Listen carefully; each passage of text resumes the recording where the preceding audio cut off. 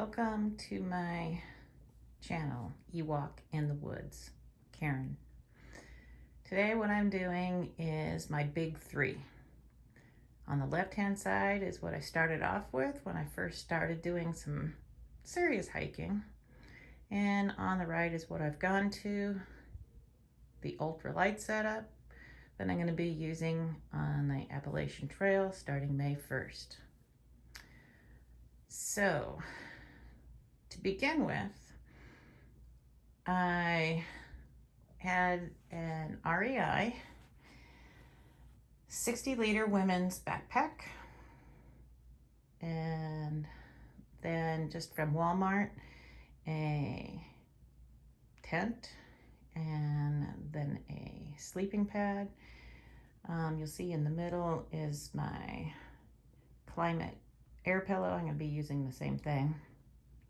And then over to the right hand side is my new 40-liter Light AF Curve 40-liter backpack that I custom made in the Aurora Green, and a Z-Packs duplex tent with the tent stakes that I ordered, and I got the bag from Light AF, and my new 20 degree Z-Packs sleeping bag. So first up is my REI 60-liter backpack. I love this backpack, I really do. The only problem with it is it's just too heavy. Inside the, some people call it the head compartment, there is a zipper. It's got a place where you can put keys if you want. And it does zip up, it does hold an awful lot. You cannot remove it, so this is completely attached. In the main compartment, there is a place for a 3-liter water reservoir, and it comes out through here, and then you can easily have access, and you can tie it to one of the shoulder straps. The shoulder straps are an S curve, which is nice for a female. I did lower the chest strap, which does come with a whistle, which is nice. And I do have it at the extra small setting because when I was measured at REI, they said that that's what I needed to have. It does have load lifters on it, a place to hang it, and everything is very well padded, very comfortable. And the waist belt, two very thick but durable straps that each have a waist or hip pocket on it, and the water bottle pockets are angled, so it's easy to get the water bottles out of. There's cinch straps on the sides, both sides, and then on the front there's a kangaroo pouch, and down here at the bottom is a place that I just love for putting the sleeping bag at the bottom, and you can zip it shut. You got straps to close it up. There is a axe hook if somebody wanted to do that. But down here in the bottom, there is, trying to see if you can see it, there's a shelf down here that is strapped from the inside to keep the sleeping bag separate by itself.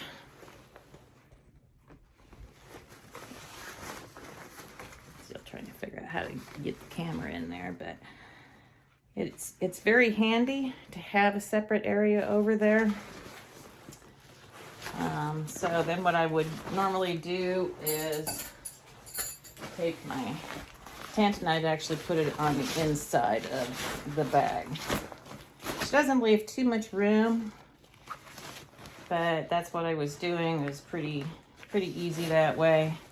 And then on the bottom, I would take these straps and I would roll up the thermarest, ridge rest, and I would put it down here at the bottom and lock it in. Originally, I had one of these foam pads that you get from Walmart. I did have it cut shorter so it would actually fit the width of the pack, but it's not very handy for as far as how I sleep, which is on my stomach or on my side. I usually kick one leg out, so one leg would usually be off the pad, but having it a little bit shorter, which is pretty much the same width then of the thermarest. But the weight versus the insulative value of the foam pad versus the thermarest was better. Back to the tent itself, like I said, I got it at Walmart. It's just a one-person backpacking tent. It is from Ozark Trail. It is set up with one rod system. The problem that I've had with all Walmart Ozark Trail products is the zipper does not hold up, and that's the reason why I decided to change it out, because the zipper actually is broken on this one. The one thing that I do love about the tents that do come from Walmart is some heavy duty stakes. And backpacking here in Arizona and setting up camp, I did order some of these really lightweight, I believe that they are titanium.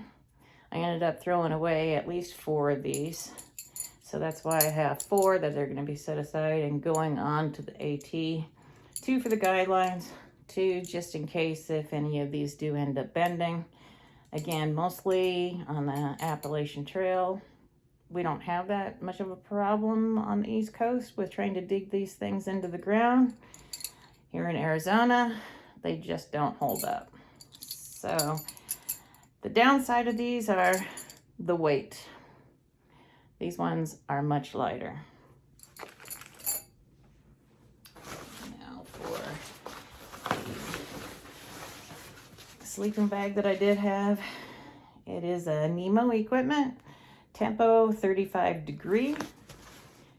I do love this tent, or this sleeping bag. There is a compression bag that goes with it.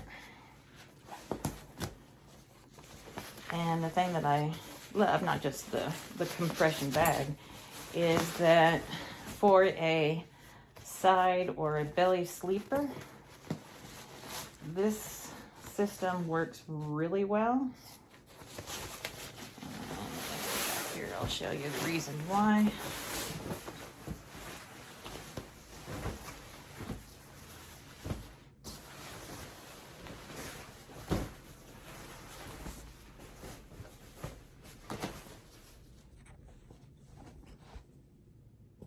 All right, so this sleeping bag is a lot wider. There's not a really separate foot box, but it is considered a mummy bag. So you do have a built-in place for your head, and this can go up over your face. If you're a belly sleeper or a side sleeper like I am, you can actually lay down on this and put this up over your head. And this actually also helps hold a pillow in place if you're actually on your side. So I do love this. It's very comfortable, but for all intensive purposes, 35 degrees, I decided maybe it's not the best. And in a moment, I'll pack all of this back together and I'll do a weight of my original setup, and I'll show you why I went with the light version.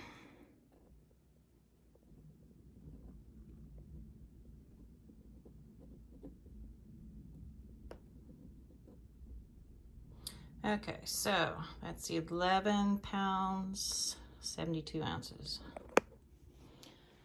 All right, now we have my Light AF 40-liter curve. I've already done a gear review on this, but I just wanted to show you it again. Is the Aurora green.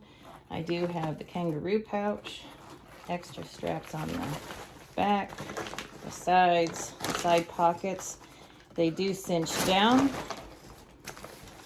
There's extra strap on the inside. And again, the side pockets do cinch down.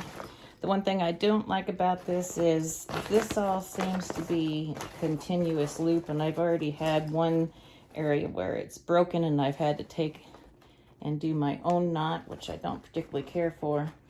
The other thing that I don't really like about the Light AF, and I know they're doing it for the lightness, it is the strap connections points to tighten everything and to loosen everything up.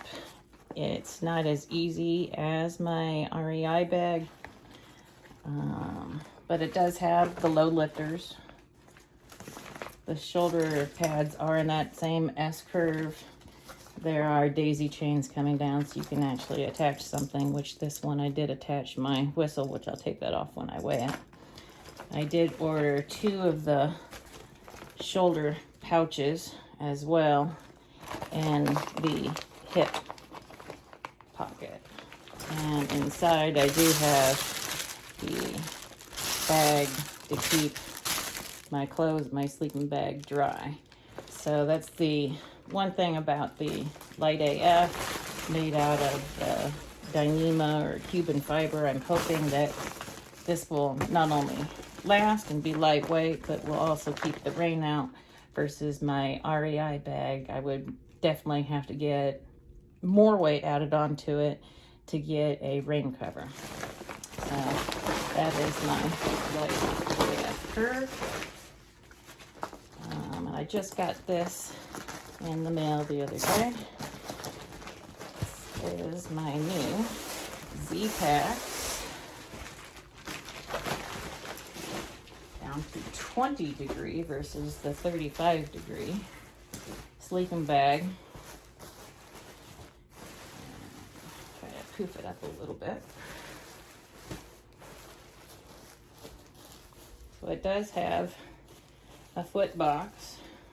As you can see, it is Z-Packs. It's not a true mummy bag. There is a cord up here to cinch things tight, but that would be more like around your neck. So now I understand why people are spending extra money to put some sort of down hat over their heads. The one thing I'm not sure of, and if you do know a reason for this, I'd appreciate you putting a comment in the comment box, is why they have a quick disconnect here at the top. I'm not really sure why, but it does unzip all the way down to the toe box. I'll probably end up cutting this tag off because I know that that's only going to be causing problems and getting stuck in the zipper. I did check my height, which is 5'6". This is supposed to be for someone who is 5'6". And like I said, it comes to basically the top of my shoulders. It is narrower, but I am able to both lay on my side and my stomach. However, trying to put one leg out like I usually do, you know, bending my knee, I'm most likely going to have to unzip, and down at the bottom there's not an option to unzip from the bottom up, which would be great. So Z-Packs, if you're listening, maybe you guys might want to add something like that, and is to unzip from the bottom as well as from the top.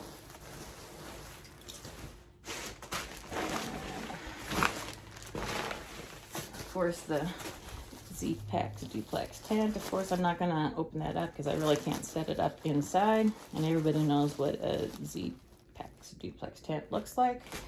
And again, the stakes, which you have to order separately.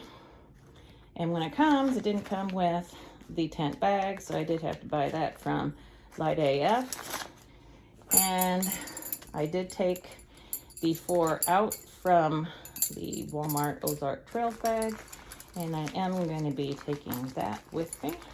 So when I put them in here, they do fit to a point. These top parts will not fit in there, but from Darwin on the trail, he said always put this on the outside in the kangaroo pouch, and instead of being inside the actual duplex bag, so that's what I'm going to be doing.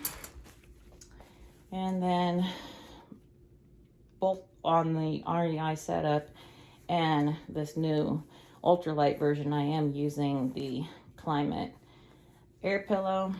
I do like this. It's been holding up pretty good. I do have a little bit of a patch kit with it, and I am keeping it in its original bag. These are nice because you can find them at Walmart and you can easily pick them up. What I went to instead of the Thermarest is a Climate Static V air pad. It is, I believe, only rated to an R factor of, I believe it's 1.2. No, it's 1.3. So it's not gonna keep me ultra warm up off of the ground, but again, these are easily available at any of the Walmarts, and it does not have that crinkling noise, which many of the pads do. There is a pouch built into it, which is awesome, to put the repair kit. Another thing that Darwin on the Trail had mentioned was for the packs that do not have any sort of structure to it, which is my Light AF, that he recommends putting the air pad inside of a mailer, which is made of Tyvek, and you put it down here inside, and it helps to add a little bit of a structure. So I've backpacked with that a little bit. I do like adding that structure back there for the Climate, so I'm most likely going to be leaving that bag at home or in my vehicle, and the repair kit I'll keep with my essential ditty bag type thing. So I will stop it here. I'll pack everything back up, and then I'll get a weigh-in.